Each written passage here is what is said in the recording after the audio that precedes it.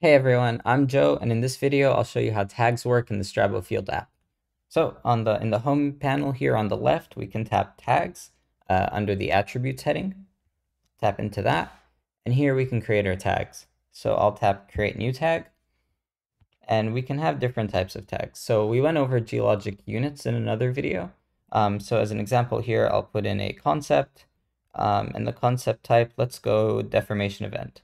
So as an example, we can go D1 if you'd like to tag, for example, outcrops that are associated with a D1 set of structures. We can save that out. And just as an example, let's create another one. We can call this one D2 and make it also a deformation event.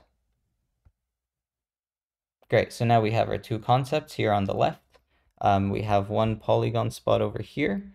So let's go into that spot on our map, SD15, and then here we can assign it this tag by clicking the tag icon on the bottom there, the rightmost one next to the camera.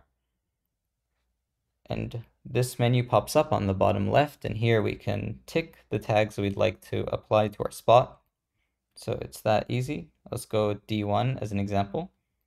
And so now this spot here, this polygon spot, is tagged with the D1 tag. Another thing we can do is color these spots by their tag.